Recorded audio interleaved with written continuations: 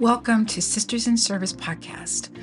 Most of you know me as a strong advocate for women veterans in being recognized not only as veterans, but also as women who are changing the world through our passion of serving, even after service.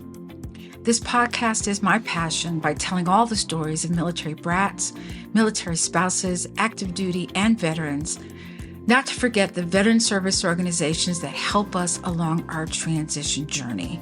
I want to thank you in advance for listening. I hope that you will join me every week. A new podcast and episode comes out every Tuesday. So I hope that you will join and I hope that you enjoy. This podcast is brought to you by Small Space Pilates. Are you ready to get fit and fabulous from the comfort of your own home? Look no further than Small Space Pilates. With live online Pilates and strength training classes, a video library, and a no perfection allowed policy, you can achieve your fitness goals without ever leaving your house. Click on the link for your complimentary week and start your journey to feeling fabulous today. Welcome, everyone, to our current, most recent episode of the Sisters in Service podcast. You know me, I am the freaking fabulous Kat Corchado, the voice connecting veterans around the world and the go-to source for insights and inspiration at the intersection of health, fitness, and military life. In today's episode, I am honored to have two pioneers in the world of military sports with us, Mike Myers and Angel Ace Acevedo, who is the Deputy Commissioner of the MBA. Now, if Mike's name sounds familiar, it is because he was on the podcast, the Sisters in Service podcast, in August this year, which is episode 159. If you are unfamiliar with the Military Basketball Association, let me give you a little background. So it was founded in 2017 to promote the military athlete. The MBA supports volunteers and players in teams around the world. Every year, the MBA organizes and hosts local and national events to bring awareness to the many behavioral health concerns that face veterans every day. The MBA seeks to educate communities on the challenges and stigmas regarding post-traumatic stress and strongly advocates for the intervention in the alarming rate of veteran suicide. The MBA's mission is life through basketball. So I would like to welcome both Mike Myers and Angel Ace Acevedo to the Sisters in Service podcast. Thanks so much for having us. Thank you. Appreciate it.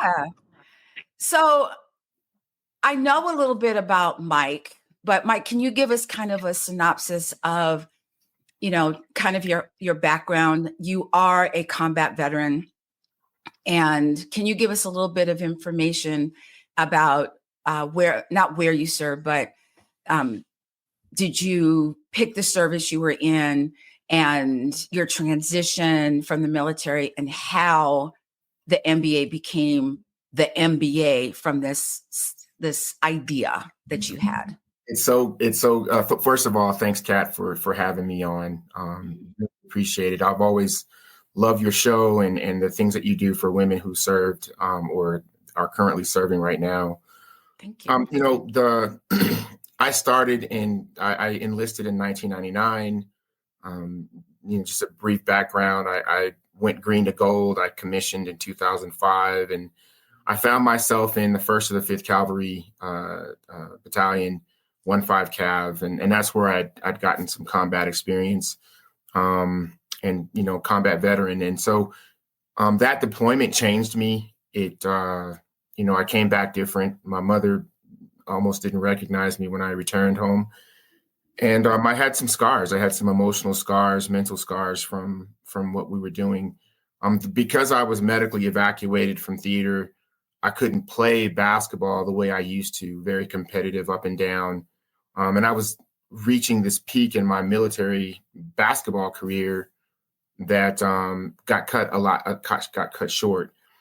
I started coaching in 2010, and that was my outlet. Impacting young men who serve, and so I was able to start coaching at Fort Riley, Kansas, and See, about 13 years ago, I met this Puerto Rican first sergeant who came, and it's a long story, but I had a very profound respect for him because he brought his team from Fort Carson to Fort Riley. And I had been kind of introduced to military basketball through Ace, through Coach Ace. And so as the years went by, he was coaching Fort Carson. I ended up going to Korea, coming back to Fort Hood, Texas, and just being competitive. We just kind of kept in touch. And, from 2017, we both went to a tournament together in San Antonio, and we just had this late conversation one night about how we could, make military basketball great, and do something for every military community, so that the teams that compete represent a military community or a military installation. And so from there, we created the NBA Finals in Colorado Springs. We had 16 teams come out the first year in 2018, and it's been a ride ever since. And you would have thought that maybe we would have slowed down because of COVID. And, this is our second year, or this will be our third year where our championship final will be on CBS Sports Network. And, we've just been growing. And that's just, I couldn't have done it. You kind of just glossed over that. Say that again. Yeah. So this is our third year. This will be our third year on CBS Sports Network. And this year, which is so great because of the hard work of Ace to get women's teams involved, the championship final on Sunday, we'll have a doubleheader. It'll be the women's championship game first, ladies first, and then the men's championship game to close out the season in Philadelphia. So it's been a ride. I don't gloss over it. Sometimes it's hard to imagine that we're putting volunteer, basketball on television. But it's also a reminder that we can go so much further. And so, it's great. And Ace has been my partner, best friend since we started this thing. And we've been through some ups and downs, and we've had some challenges, that we faced as an organization. But, he's been through it, through the hard times and through a lot of the growth that's happened. So I'm just glad that we get to showcase ladies on television this year. That's amazing. And speaking of Ace is an Army veteran. He is the deputy commissioner of the MBA. He plans and coordinates the MBA tournaments around the U.S. He is also the commissioner for the Women's Military Basketball Association. So I don't know how you do it, but Ace, welcome to the Sisters in Service podcast. Thank you so much. I'm very honored to be a part of the program here. So Ace, I'm going to ask you, and I ask this of all the veterans that come on, did you pick the Army or did the Army pick you? I picked the Army. My dad was retired Air Force, and I just chose to go the Army way just because I wanted to go see different parts of the world. I didn't want to join the Air Force and go back to all the same places again. And I think I made the right choice because the Army showed me the world. That makes sense. It really does. So, Ace, when you got out of the military, did you have everyone that comes out of the service, their transition is hard, but it's all hard is relative to the person who's getting out. So can you tell us a little bit about your transition from the military? Was it easy? Was it hard? How was that for you? Well, just to back up a little bit, I served 25 years. I came in during the Manuel Noriega days when we went down to Panama to Howard Air Force Base and basically took over and ran him out of there. So I've seen a lot. I enjoyed my ride in the military.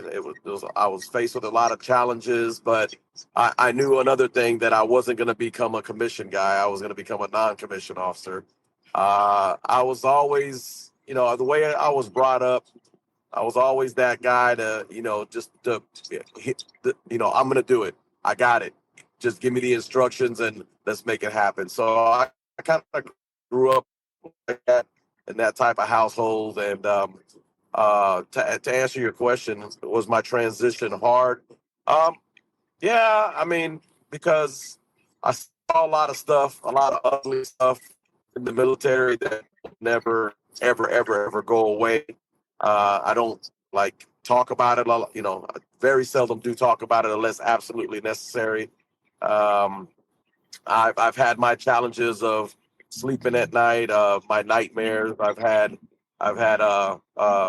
situations where I've heard certain conversations that I've had to steer away from those folks because I just, those conversations really were a trigger for a lot of bad things in my head. So, um, the actual transition for the military it was okay. I knew that it was time to go. When I hit 20 years in, I didn't know. My wife had to remind me that I had hit the 20 mark. I was having a good time. I enjoyed the military. I did. I really did. I got to see a lot of cool places, a lot of cool people. During my time in the military, going all the way back to I want to say about 96 after I left the Bosnia theater. That's when my basketball slash player, um, um, I guess, road started for me. I was a very, very avid player. But then, I just started to think about, what, I could probably do this later on in life as a coach. And, because I was happy playing basketball. So what they say, when you're happy doing something, it's not a job. It's you're actually out there doing it because you love it, and it becomes easy for you. So as the years went by, I started making that transition as well while I was in the military from coach to player until my knees said can't do this no more. Right. So yeah, yeah. I mean, if I had to put it on a percentage scale, was my transition really hard? I'm gonna say 60-40. Okay. Well, you may not know this about me, Ace, but I did play basketball in the military, not for the Air Force. I played on different bases at different times. And Okay. I wish the MBA had been around when I was playing, because I think that just would have been just the coolest thing ever. So I want to ask both of you, or at this, one at a time, but I want to ask you both this question.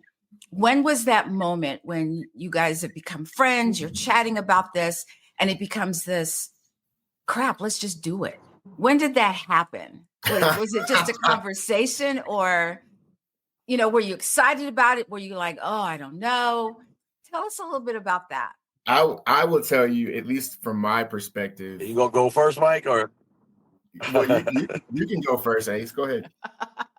Well, no, I mean, I think, you have to remember that we were always on the opposite side of each other on the sideline. So, um, our coaching styles were never that of, well, you beat me, I beat you, and we now there's some type of personal vendetta. And it was never like that. We were coaches with very professional programs, and we were the reflection of how we wanted our players to act in basketball games, especially when we were on the road traveling to other installations, because the last thing you wanted was somebody to pick up the phone and call, your base, your garrison, and Yes. and next thing you know, things are coming from the top down to the bottom. So we were always very, very professional. So our friendship just it grew with basketball, if that answers the question. Yeah, absolutely. Mike? Well, yeah, I mean, so first of all, he's a phenomenal coach. And he's just got a great system, great philosophy on how he runs his programs.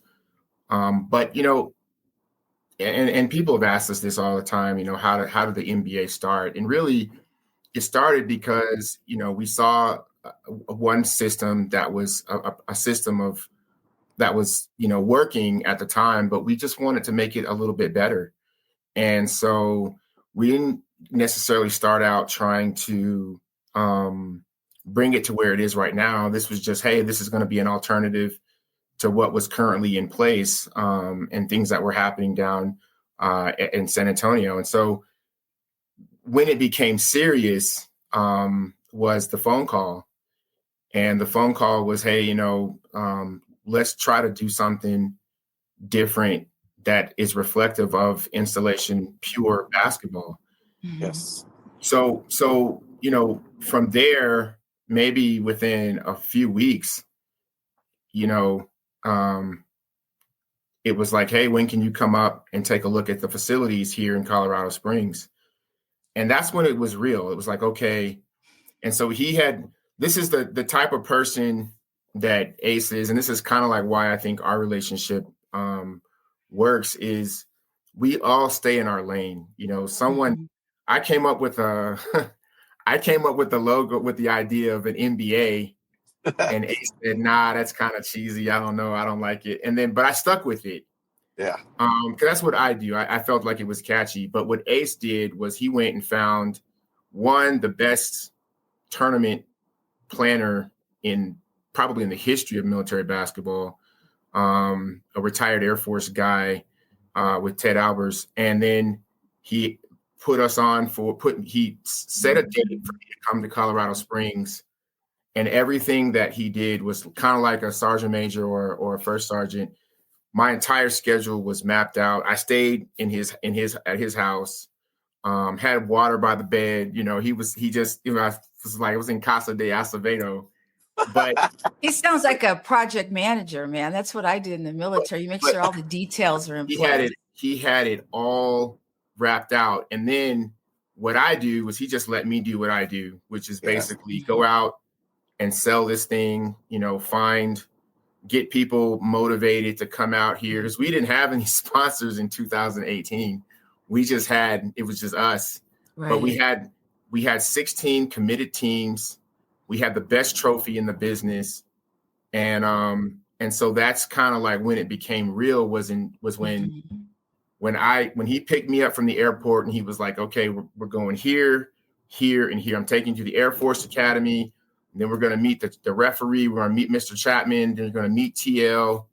I'm going to take you over to Fountain Fort Carson. You're going to take a look at the facilities over there. And by the time I left, I was just like, oh, this is happening.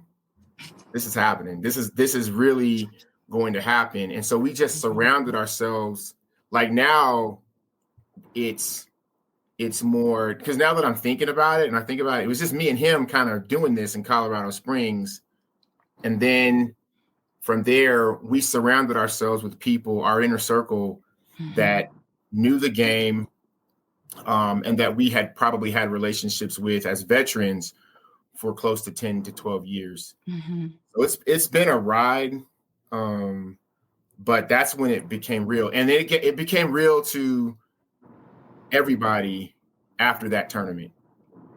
After that tournament, it was like, okay, the NBA is here. It's arrived. Because the next year we were at the Air Force Academy. So it's been a blast. I love the fact that you both were different, but you came together, and through your differences and being what your strengths were, I think that makes the best team when you bring it together. You know what I mean? It's kind of like, okay, I'm going to go over here. These are my strengths. These are your strengths. And then you bring it together and it's this thing. It just comes across. I want to ask you both this question. Whenever you have a huge idea, okay, look, the MBA was a huge idea, right? And you have what you call, what should I call them? Naysayers. Those people that say, oh, that's never going to work. What are you trying to do? And I read a quote one time that said, the people are trying to pull you down are also the people who are underneath you, meaning that you have these big ideas and they just want to stay in their lane. Can you talk about that a little bit? I think so. From my foxhole, it's great for me to talk about, but I'll let Ace go first, because Ace doesn't really get bothered by naysayers. Mhm. He's just going to go out and execute, but I'll let him speak for himself. So yes, we've dealt with a lot of that, and like Mike said, I don't really pay it too much attention because this is just human. I was telling Mike this today. Humanity is just going to be humanity. You cannot please everybody, no No. matter how no matter how good you're doing, how great of an idea it is. Even though they know it's a good idea, they still have something negative to say about it. And if we had to bank on what we thought about people saying, negative things about the MBA, we wouldn't be where we are today. Absolutely. We've just stayed, eyes straight ahead. It's been hard because there's some things that you do want to react to, but at this point now, where we're at, there's just so many people that are looking at what the NBA is doing for military basketball. So it wouldn't even be worth it to entertain those that don't see the vision that we have for these service members. I love that. Mike, you want to chime in? Yeah, I do. So he doesn't get involved with it, but I do. And when I say I do, I mean I've been very good over the last couple of years to not respond to the naysayers. But when we first got started, we had a lot of naysayers. People told us that we were dividing military basketball. People were like, hey, you'll never get it off the ground. It won't be that good. It won't be that, popular. We've had people try to, throw monkey wrenches in our program. We've locked in venues, and then all of a sudden those venues somehow didn't get, got turned off, and there was a scheduling conflict. Oh, and so there was just a lot of stuff that we went through. I mean, and, Ace doesn't really remember, or he doesn't dwell on it, but I do, because I think it's a matrix on where we were versus where we are right now. And to the folks that that did all those things, all I said is, Vanessa Williams said this a while back when she was going through her controversy after Miss America. She said, success is the best revenge. Isn't it though? So oh my gosh! I really, when they took our courts away, just before COVID, I was like, okay, fine, we won't go on post anymore. And we've only just started going back on installations, but we didn't need it. We just said, what we'll do is we'll go to Division I college institutions, and play basketball at a high level on one of the biggest stages you can. And then when COVID was over, it was like, hey, we had some coaches that wanted to change our rules, and they wanted to wanted us to be the organization that they wanted, and not necessarily the one that we set out to be. And what we did was we said, okay, fine, no problem. We're not changing. And oh, by the way, we'll be on CBS Sports in 2023 in Kansas. Well, Mike, let me add on to that as well. And my biggest thing ever since the NBA was birthed, and one of the biggest reasons was we wanted pure military installation basketball. Whether it was Kadena Air Force Base, Torrey Station, Camp Foster, whatever, Fort Benning. We just wanted guys to compete, and now women to compete representing their installations. Now I understand that a lot of installations don't provide those teams any support, because I've been there and done that. Been doing it I've been doing it for years. So I understand what it is to get on the road with guys, and we got to pay for hotel, we got to pay for this, got to pay for that. But at the end of the day, what we wanted was pure installation basketball, which, if you're my commander, this team has been on the grind for 9 months together practicing. Like, I could just speak on my program. My guys get up at 4:15, 4:30 in the morning to be at practice by 5 o'clock. And our practice is over by 6:30 in the morning. So we're Mhm. done with practice by the time most people in America get up to start their day. But it means a whole lot more at the very end when you win those championships, because you didn't have to fly, such and such in from the West Coast or from the East Coast or from Central the United States. You did it with the guys that Right. are there grinding every morning, representing their pure installation. So Yeah. that's why it was big for me. And it's what we didn't want is for folks like myself and him and other coaches that have put in all this hard work, Mhm. and then someone comes along because they have money or because they can buy people plane tickets. We didn't want them to be able to come into our tournaments Mhm. and win with a stacked or all-star type squad. This is not AAU. This is No. not something where, whoever's got the most resources is Mhm. going to come in and win. Our tournaments are for the folks that grind it out every year, representing their installation. And so we had some people that wanted us to change what we do. And that's our core. That's the whole reason why we were founded. And we weren't going to change that. So, they said, hey, this is not going to work. They were naysayers as well. Mhm. And so, as an organization grows, you outgrow some of the folks that are your naysayers. And that's part of the process is Or you just don't hear from them anymore. very much so. You just shut them down. That too. That Yeah. too. But what we do is we promote inclusiveness, and we want Mhm. people to create teams within their installations and their military Mhm. communities. But we do have rules, and we want people, we enforce them. But it's fun, right? Yeah. It's great to have a team that you've built in like July or August that potentially could be playing on CBS Sports in May. That's That's exciting. that's exciting. Yeah. That's the whole goal. And let's just say you fall short. Well, you get Mhm. back on the horse and you try it again. That's what resiliency is all about. Right? I love that. We have so many people now, they're like, well, I didn't win, so I'm quitting. But to Ace's, when he was talking, it reminded me of when I was a dependent, when my dad was stationed in Germany. And some of the biggest events was when there was a basketball game. Everybody on the base was at this basketball game. Or if you were playing basketball, some of the biggest crowds that as a basketball player, was when an Air Force base went to an Army base or an Army base went to an Air Force base. It was guaranteed bedlam, I'm telling you.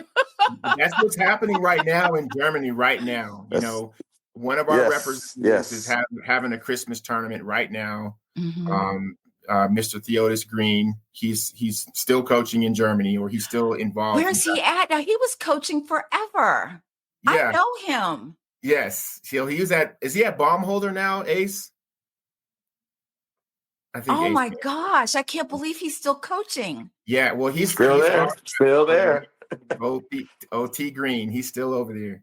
Wow. Even then, back then, he had more pull than most officers that I knew that were, he could just say, I want this person. I want to ask you both that I do know that, playing basketball really affects your physical, but how does being part of the MBA affect a person's mental health? I will tell you, Ace has got some actual personal testimony where military basketball has actually, saved folks' lives. For me, it's an outlet. This is an outlet for people to be a part of family, to compete and get some of their stress out on the basketball court, but they're also a part of family. And so if they're going through something that that they can't or don't feel comfortable talking to normal or regular outlets, they can talk to their coach and their players and their teammates. And so our coaches now have been to enough of our events they know the resources to help get someone who's in crisis, to help them, get the help they need, the services that they need. So this whole game is just basketball is just the platform and a vehicle. The tools are at our events for people to help, to get them some help if they need it. Absolutely. Ace, would you like to jump in? Yeah. So, like Mike said, I've actually had some real life situations where I had a young lady that we were in a meeting and I had to jump off because she's just about, she was considering taking her life. And if it hadn't been for the basketball family, the women's team down here at Columbus, Georgia, she may not have been here with us today. So, and she will tell you, she'll be the first one to tell you, Specialist Patterson, um, she's like, if it hadn't been for being a part of the team, I wouldn't have made it. So so that's just one of my personal testimonies there that I was actually a part of. And after that, of course, things got a little bit better. She got the help that she needed.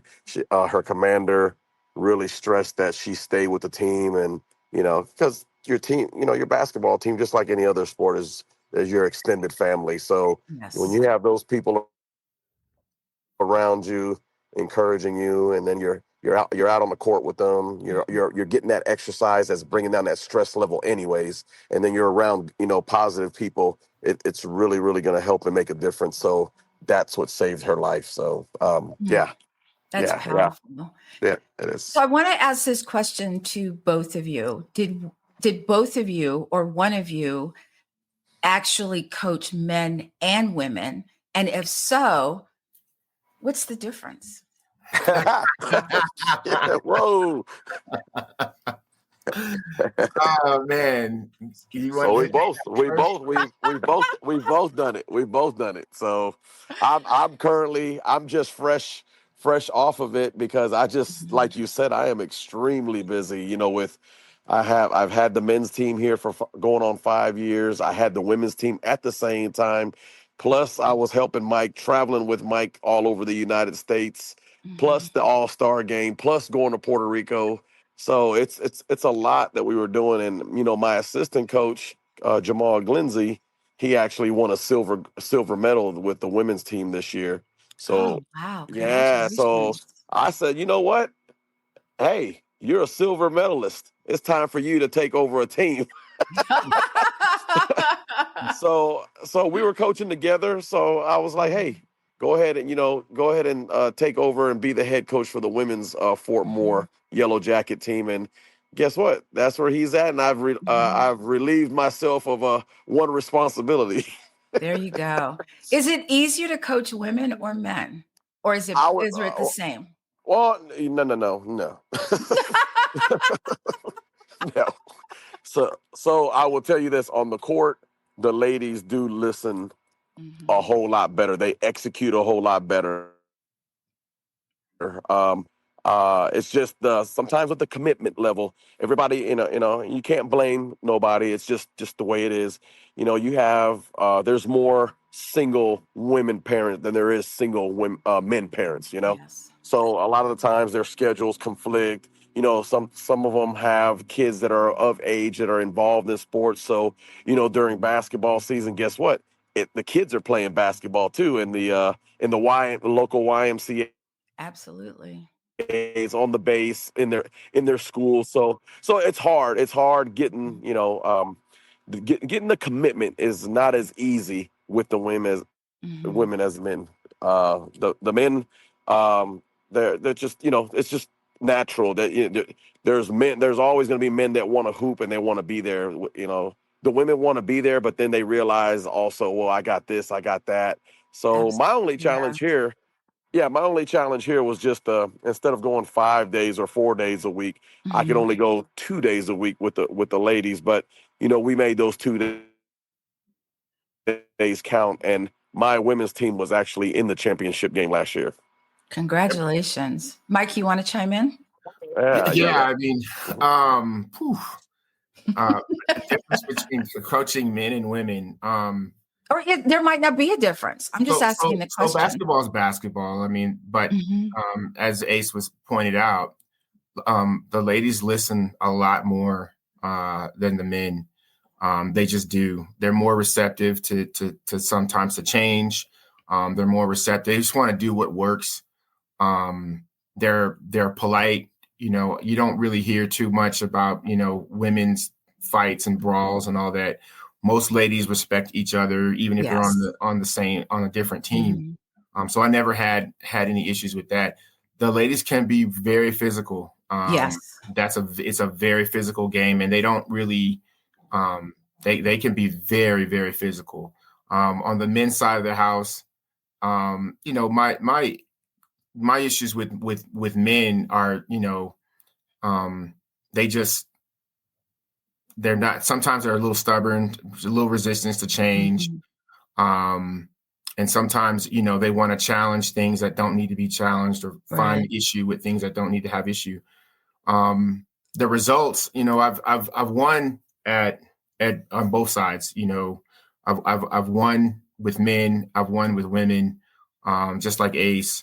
But the highest level of competition that I've ever won at, outside of the NBA championship, and that's I've never won an NBA championship. But I think, in my opinion, I think that's probably the highest you can win anything on the planet. But I did get a gold medal with the women's armed forces team. So I coached the All Army women. I won a gold medal in 2019. That was a very special team, very, you know, very committed team. Talented. Very talented. I still keep in touch with those ladies, but that's the highest level in the military that I was able to win anything. And it's one of the proudest moments I've ever had. I mean, you know, you can win, you know, at you know, lower levels, but when you represent your service and you're able to win, you're the last team standing. That's a proud moment, and it just so happened to be that moment was with the best women in the military in the Army. So I love playing basketball. I love being. I played forward, and being underneath the basket was like, it was like a war, and I loved every minute of it. There were some people who wouldn't come past the free throw line. They're like, nope, you're passing. How tall are you, Kat? How tall are you? I'm 5'10". I'm not very big. Forwards now are like 6'1", 6'2". I'm like, yeah, I can't compete. However, I did, you know how I used to go to the gym on Saturdays and play pickup games? I was the only female in the gym playing. Well, that's one thing here. Yeah, one thing here. We have it was cute. You know, they're like, oh, she's cute. Until I popped a few threes and stuff, and they're like, whoa, what's I'm sorry, Ace. Go ahead. I would have wanted to be a fly on the wall to see that. Yeah, when I was guys, I cheated. I'd step on their feet. I'd elbow them. What are they going to do? Say, "Oh, she fouled me"? You know, I mean, you step on their feet, man. That's old school right there. That's an old school move. I was physical. I loved it. But let me ask you both this question. So your mission is life through basketball. Yeah. Can you elaborate on how the MBA embodies this mission and the kind of opportunities it offers to both active duty and retired military members, if at all? Yeah, I think the biggest thing about life through basketball is this. Think about the decisions and the choices that some of our service members and veterans are making, right? When it comes to harmful behaviors, it's a choice to take your own life. You know, that's very, very important to me. And that was one of the things that went into that motto and that mantra was people are choosing they're making bad decisions about their own personal safety. And so what we wanted to do was put a platform together that said, hey, you know what? You can choose to play basketball. And so by doing that, that is you choosing life. You know, you saying, hey, you know what, I'm going to keep going because I love playing the sport.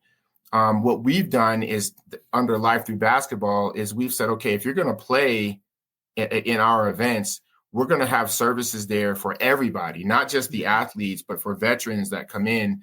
And that's why the MOU that we have with the VA makes so much sense, because suicide prevention from the VA is out there.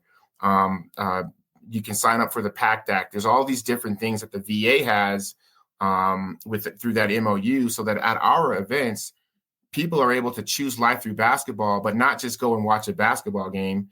They're able to get connected to, mental health first aid and different elements that will make that choice of life a lot easier, and really kind of pull people away from choosing, harmful behaviors like suicide or, substance abuse and things of that nature. So it's very, very important for us to keep pushing life through basketball, because we believe that every American, every veteran that has served has a choice between life or death. Absolutely. Ace, you want a chance to answer that question? Oh, we can't hear you, Ace. Oh, you're on mute. Uh-oh. Oh, sorry. I'm just trying to keep that background noise down. I'm sorry. No worries.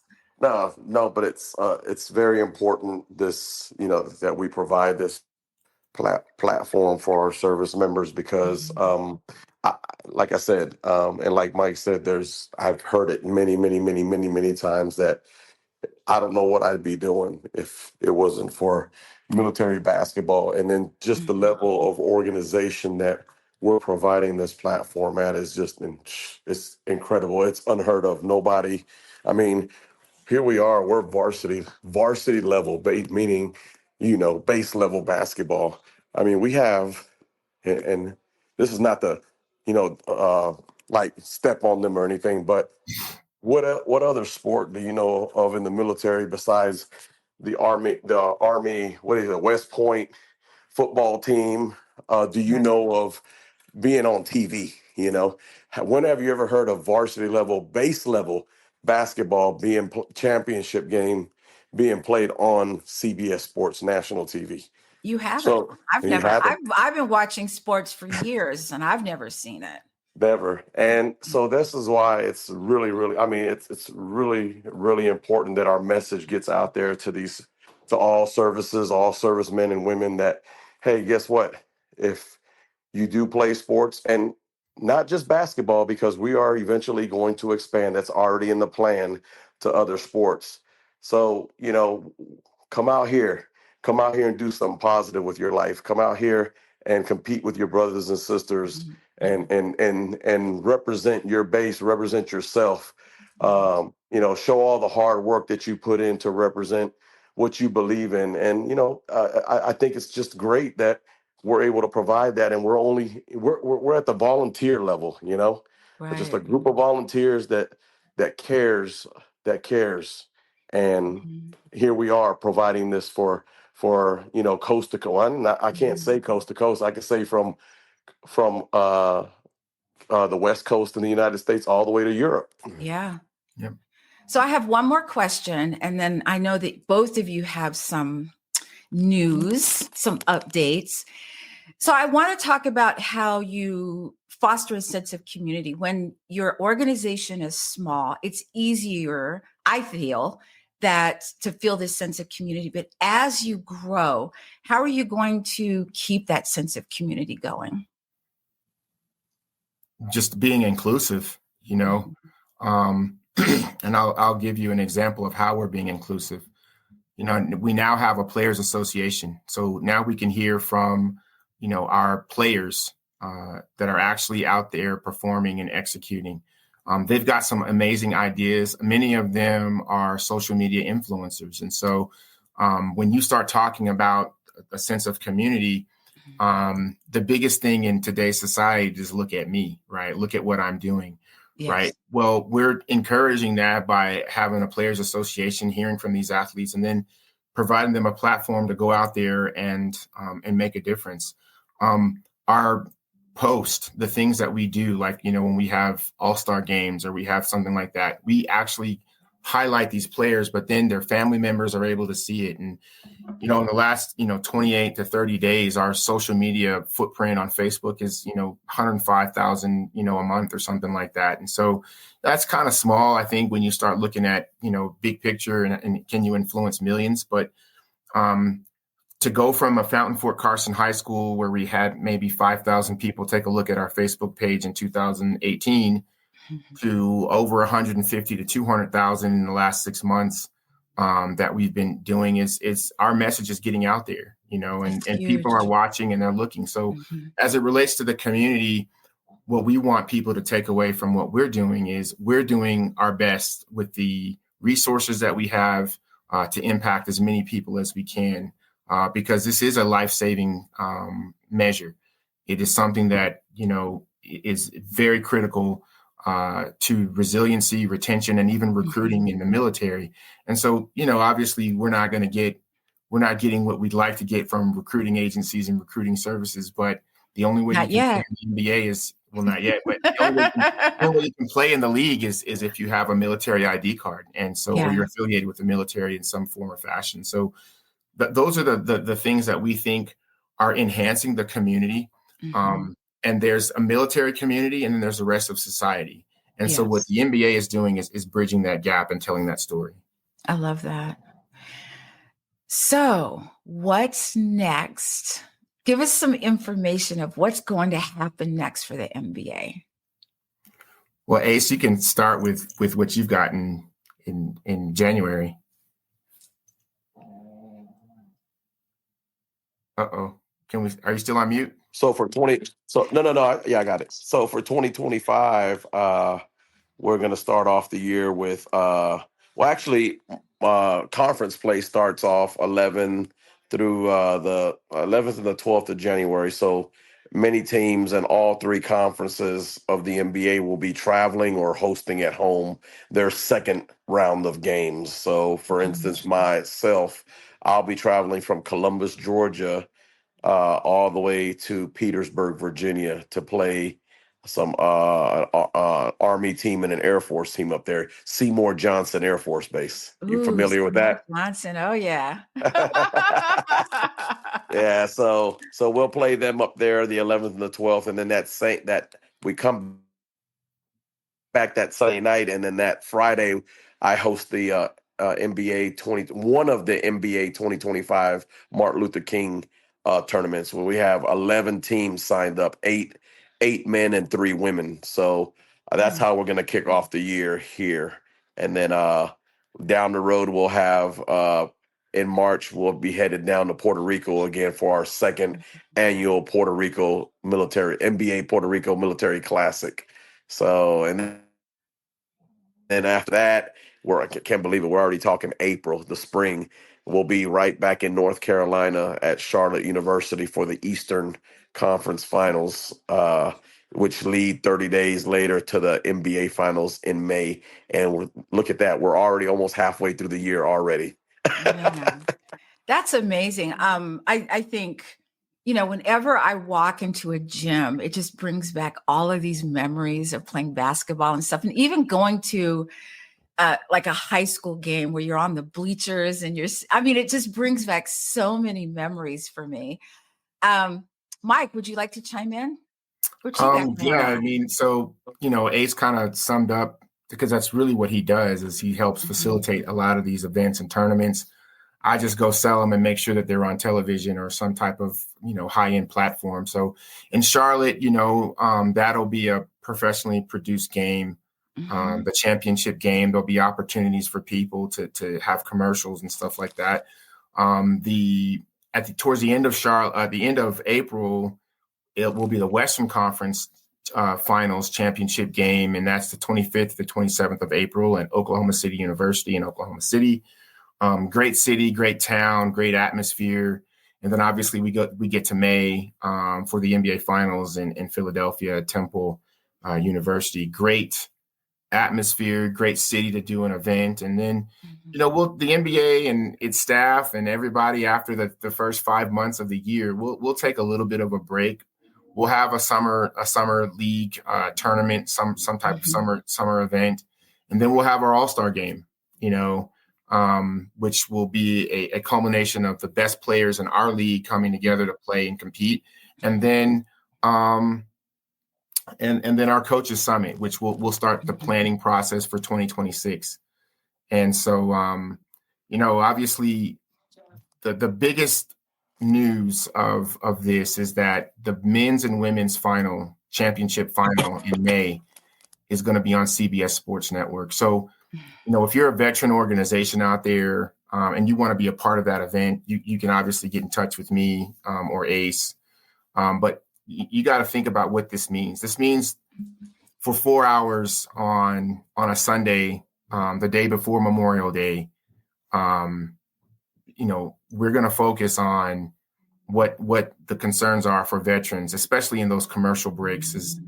We've got the ability to run commercials during the broadcast. And so organizations out there that have, 30-second ads that would like to be a part of that, they can contact us and they can be a part of that broadcast. And what does that mean? That means that organizations can, promote their services and what their organization does during the broadcast.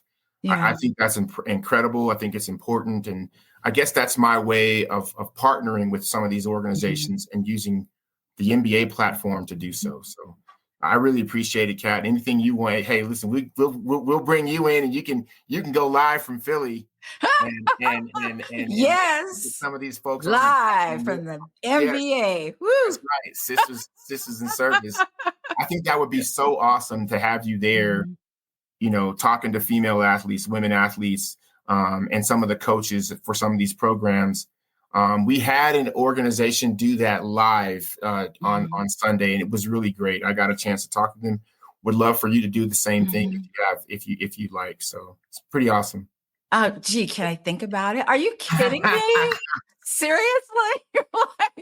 We'd love to have you. So how if let's say I hear about this, I'm a veteran. I just want to come see a game, a local game. Is there a cost for the ticket? How do I know the where, the when, the how, and all of that?